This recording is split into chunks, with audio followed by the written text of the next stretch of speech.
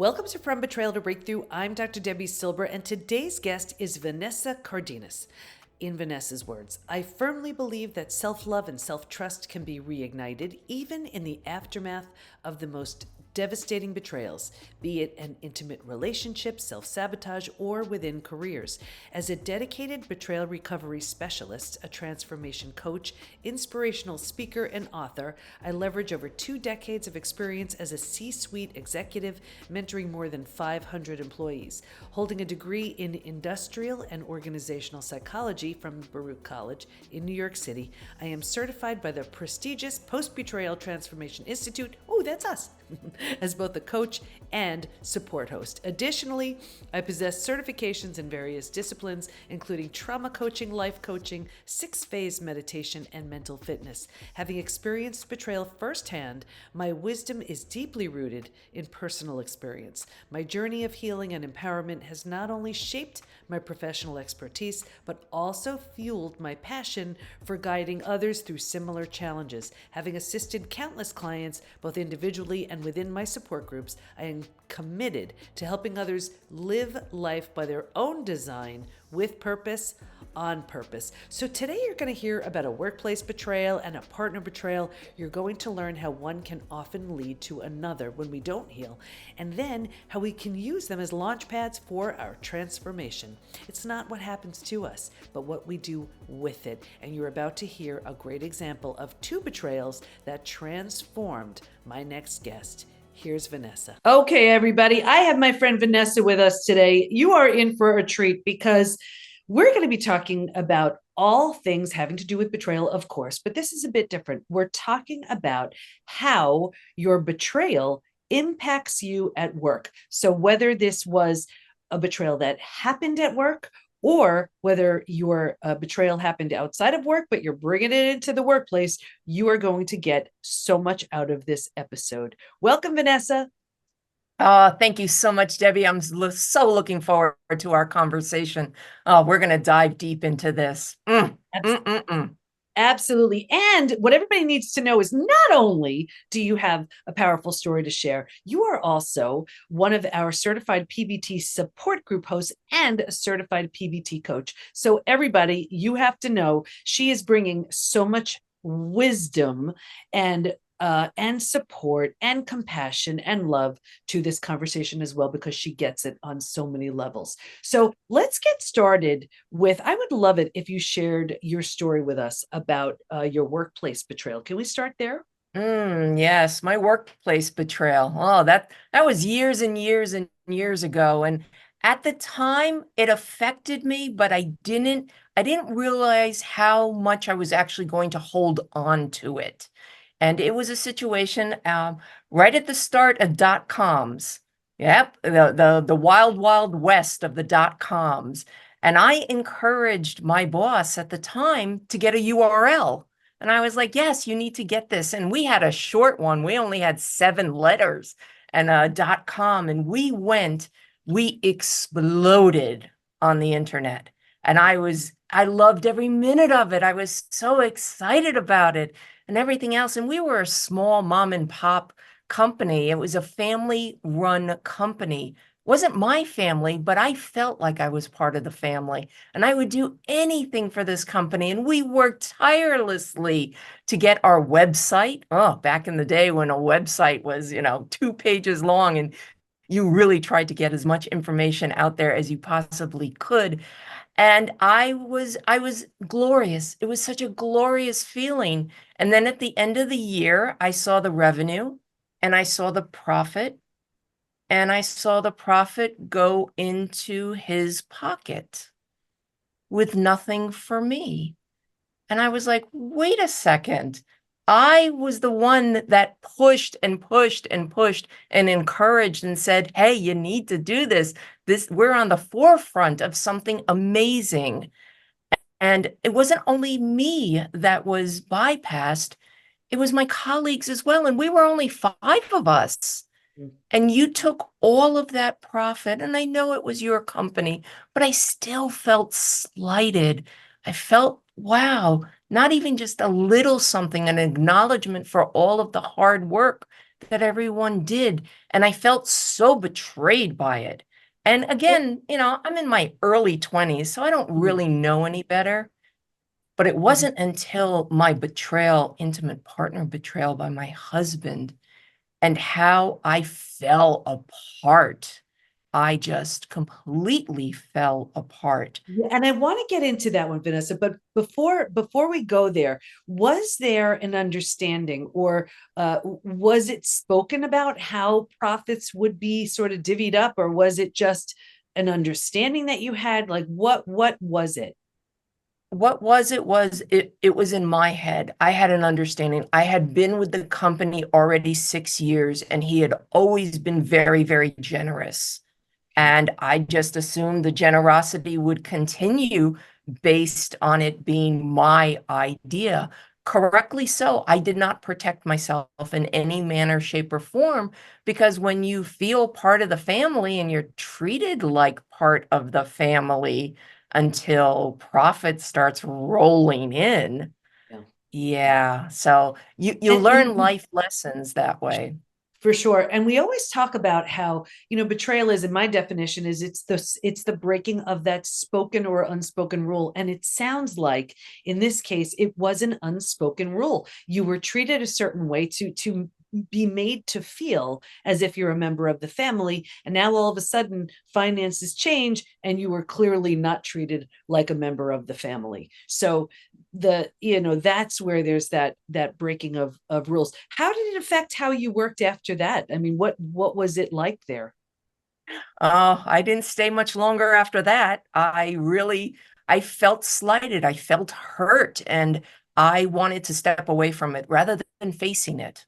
And that was a big mistake on my part. I didn't face it. I slithered away, for lack of a better word, and I just licked my wounds and moved on and just, okay, I'll protect myself for the next one.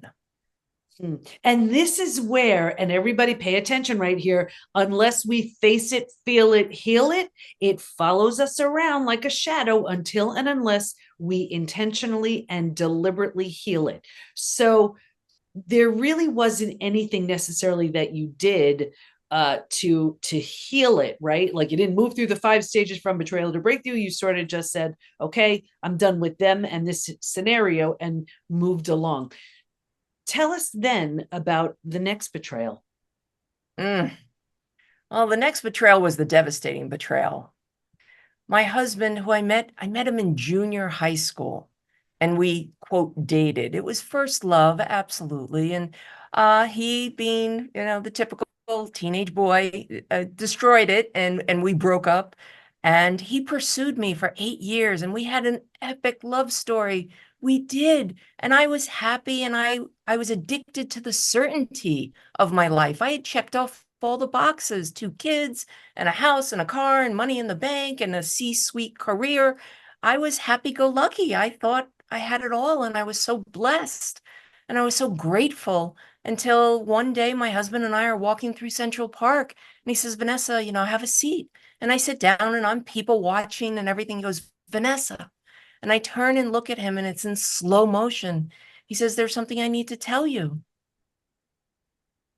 I've met someone." And my whole world shattered. It shattered in an instant, and I fell so hard and so deep. And it was as if all of these betrayals throughout my entire life, my entire back to childhood, where, my best friend in second grade, suddenly I come into school the next day and she's not my best friend, and she moved on to somebody else. And all these little things that we didn't have the language for just Yeah. cut open. They were just reopened to the point where I couldn't function. I was a shell of myself for far too long, far too And, long. and everybody who's experienced betrayal, we know what that feeling is. It creates that psychological earthquake where now your life is compartmentalized into two camps: before it happened and after it happened. And you remember your D-Day, and life as you've known it is not the same. Tell us what you did. How did you move through it? Mm. Well, for me, regrettably, I thought that I could heal myself. I thought that I could get enough books and read enough on the internet. And I have a psychology degree. I should be able to, quote, fix myself and then fix him. And it wasn't until I actually asked for help that my healing opened up. I went through your brilliant program. I went through your books. I went through a lot of different um, scenarios out there to find what felt good for me. But rightfully so, I needed to move through all 5 stages. And that's what clicked for me when I recognized and your words spoke to me, especially the one line that you said. And sometimes we hear things, people mean well, they do mean well, but sometimes we need to hear certain things at that right moment in time. And it was something that I had read in your book early on, and I dismissed it. And it wasn't until I actually heard you say it that it went right through me, and it just impacted me so profoundly that even though something terrible has happened to me, it wasn't about me. Yeah. And that was the light bulb moment for me. And that cracked me open and started shedding all of the expectations of people around me of what I was supposed to be. Yeah. I stepped into who I was and who I was meant to be. And my healing started to emerge. And it was so glorious for me. You really step from stage to stage to stage. So And beautiful. now here I am. Here Yeah, I and am. I can't wait to share more about that. But I want to stop you right here because it's some defining moment that has us realize I can stay stuck like this for years, decades, a lifetime, and so many people do.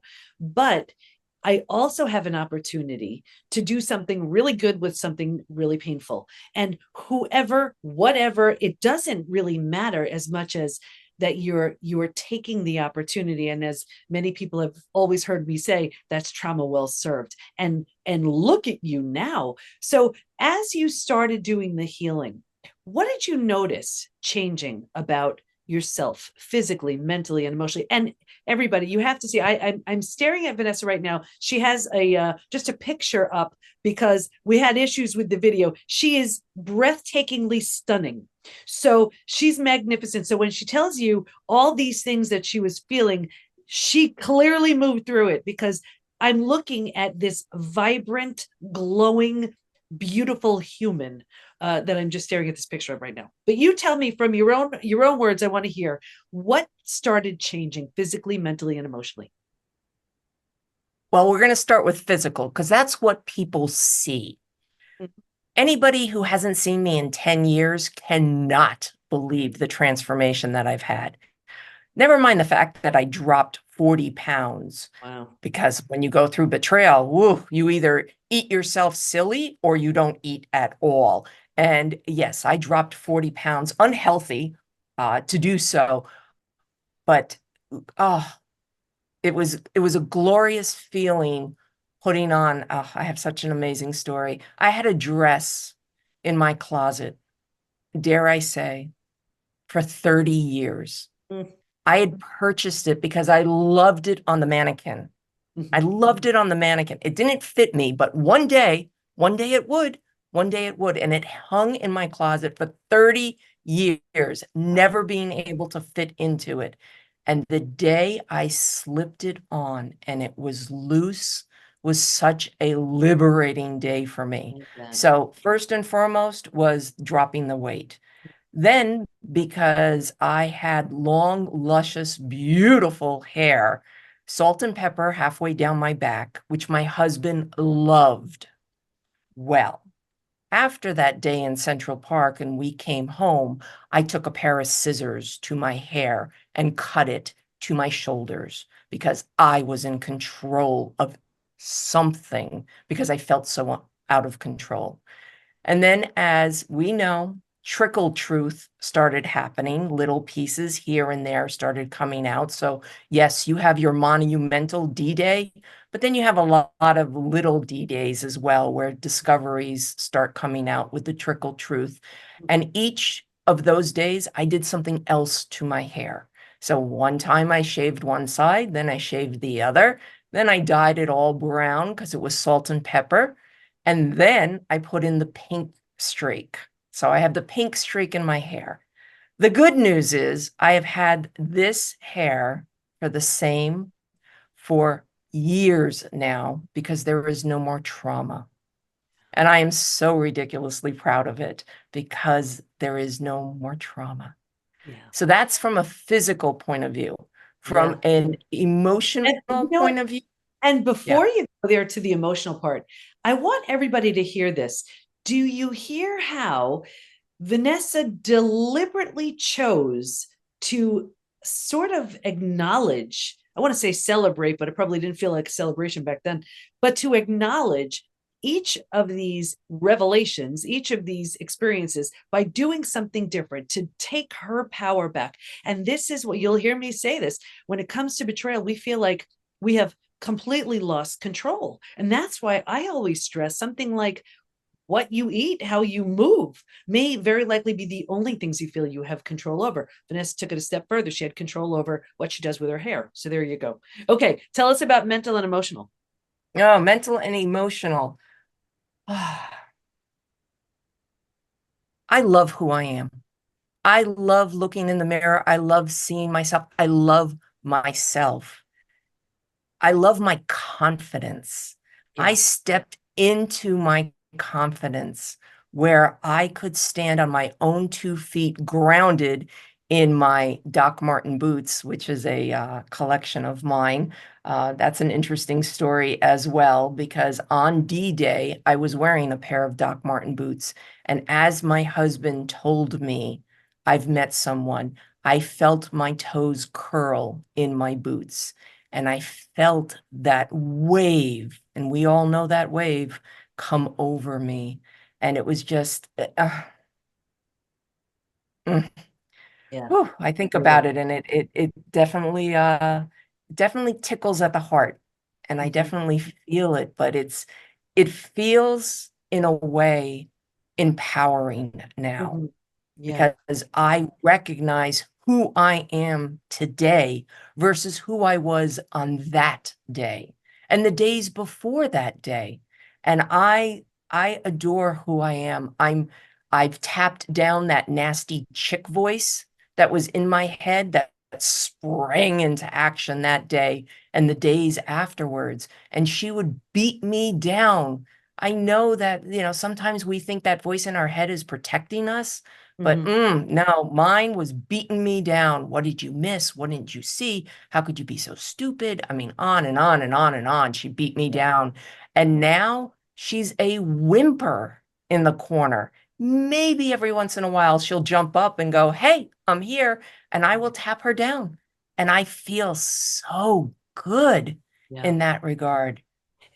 And as you increase your confidence and your inner strength and tame down that inner critic, it shows up everywhere. And this is something that we see in the initiative that we're doing together. And I definitely want to share this, where we think that how we are outside of the office doesn't really impact how we are within the office. And I tell you, I was speaking with some of our coaches, and they were saying, one of them was saying, "Oh my gosh, I couldn't work for 7 months after my betrayal." Another one said, "I am so grateful I was in my own business. There's no way I could have shown up because there's so much anguish and heartbreak and brain fog and stress, besides the real physical, the suppression of your immune system, so you're not as resistant to things that you normally would be, your stress related symptoms, illnesses, conditions, even disease. So people think, okay, well, no big deal, let me just show up at work, and you can barely hold it together. So Vanessa, did you notice, and then I want to share what we're up to here, but did you notice how it was impacting your work? Oh, very much so. it was night and day, at least from my perspective. I tried to hide it very well. Yeah. I didn't do a very good job. My assistant, who's very in tuned with me, and I've had the pleasure of working with her at the time over 5 years, knew something was up, but it's just like grief. People don't know what to say. Yeah. They really try. They want to be helpful, but they just sometimes don't say the right thing. And she didn't know the right thing to say, and she really struggled with that. And she could see that my lip would quiver, my eyes would well with tears, something would happen, and I would just feel that wave come over me. And I felt my productivity. You talked about brain fog. Oh, my brain fog was just, you would think that I was starting the early Alzheimer's. I couldn't remember things, and I was really struggling keeping track of my calendar and what appointments I had. And heaven forbid somebody would make some sort of comment that I would overhear, because suddenly I was so in tuned to what was going on around me that, if I heard one of the board members who I knew was married comment, just ever so slightly on, oh, she's wearing a nice dress, I would immediately feel that wave come over me of, wait a second, you're married. Don't pay attention to the assistant.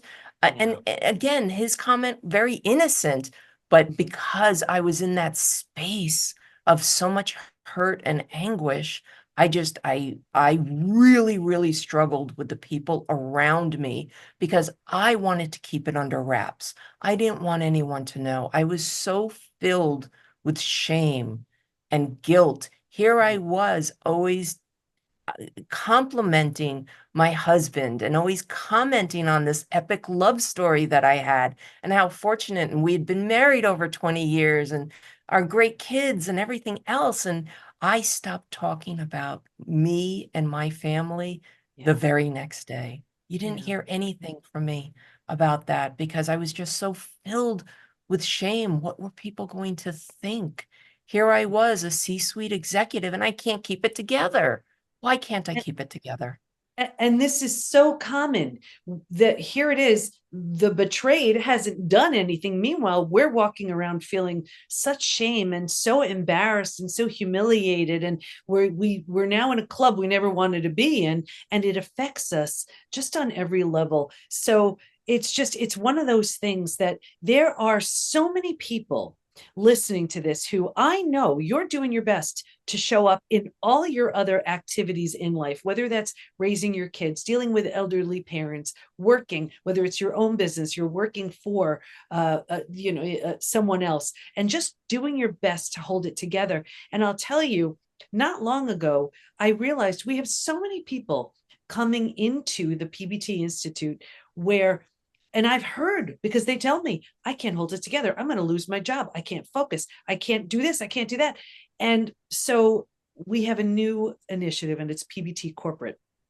And what that's about is we're going into companies. So instead of the people randomly who come into the PBT Institute, we're going into those companies and supporting them at that level so they can rebuild trust and psychological safety and get it together so they won't lose their job and they can be more productive and powerful and whatever. And I am beyond honored that Vanessa she's in New York. So if whenever we are working with a company within New York, she will be one of the people who gets to be a part of this experience. So not only is she coming in with the direct knowledge from the corporate level and the personal level of her betrayal, she's, through our certification and everything, she is so qualified, so good at this, and so amazing at helping someone rebuild themselves after one of the most painful of the human experiences,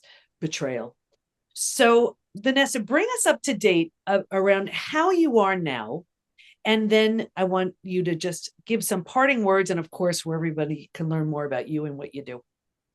Mm, well, uh, I'm tickled pink. I say this quite often to my clients as well as those that are in my support groups. And sometimes it gets a shock. So I want to warn the audience. I'm better for the experience. I am better for the experience. I love who I am now.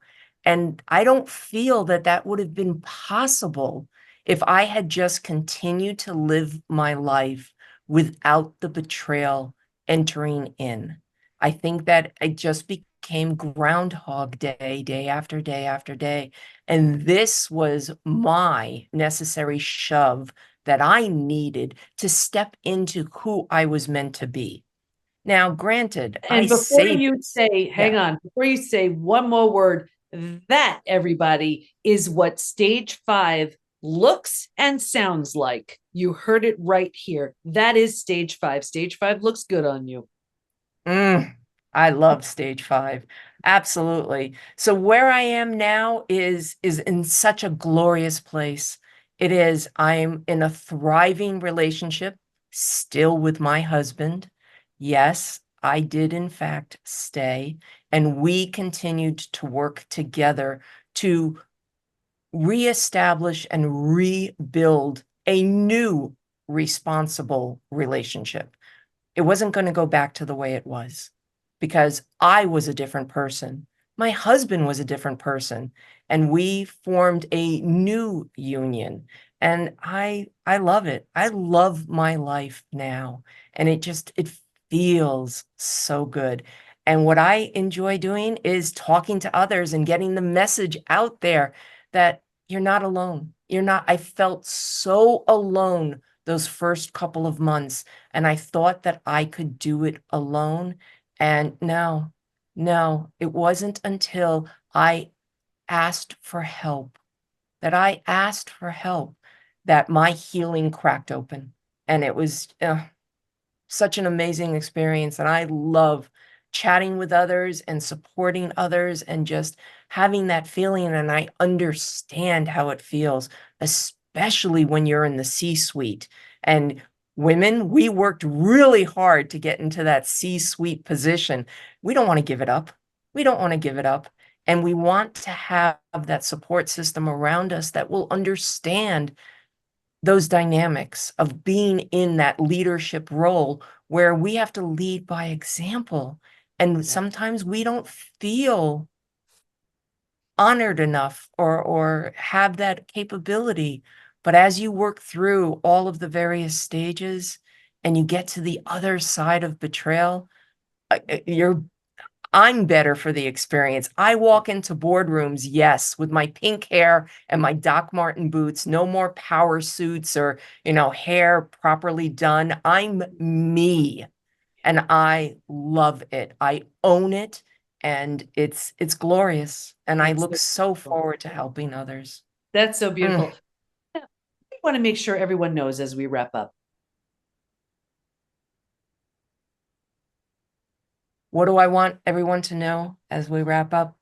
I really encourage people in general, betrayal or not betrayal, to live your life by your own design, on purpose, with purpose. Yeah, I love that. And where do we go to learn more about you and the great work you do? Oh, well, first off, I'm all over the PBT Institute website. Yes, because I'm a proud support host as well as a certified coach there.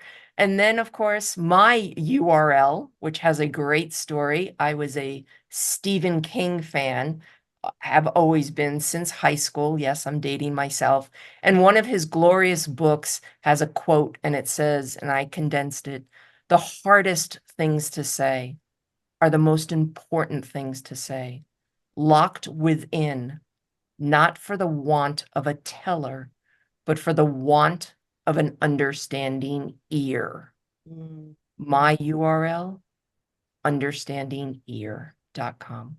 Oh, that's so beautiful. Well, there you have it, everybody.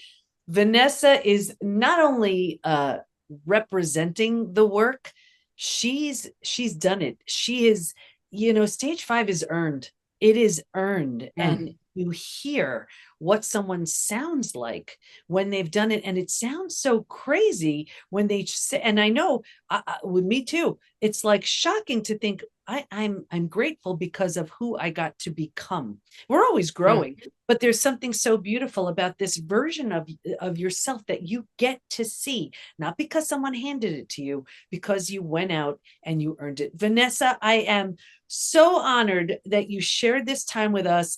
I am so thrilled for us to head into the companies within New York that absolutely need to focus on their healing and what they'll gain from really working on rebuilding trust, rebuilding safety, rebuilding all of that, because they learn that what happens outside of the office greatly impacts people within the office. So I want to thank you so much for your wisdom and all you contributed today. Thank you. Thank you, Debbie. I love how Vanessa used her hair as a way to show how she regained control after every trickle truth. Stay in touch with her by going to understandingear.com, and we'll have all of her information in the show notes at thepbtinstitute.com/podcast. Here's my biggest takeaway. Healing is earned. As Vanessa shared, I love who I am now. Of course, we should love and appreciate ourselves at every step along the way. Seeing ourselves as strong, resilient, confident, and empowered is something we get to see and feel when we do the work to get there, and that's exactly what Vanessa did. She did it by moving through the 5 stages from betrayal to breakthrough, and you can too. That's exactly what we do in our 90-day reclaim program. So if that feels like a fit, join us at thepbtinstitute.com and let's get you moving through the stages too. Thanks for listening. Can't wait to be with you next time, and here's to your breakthrough.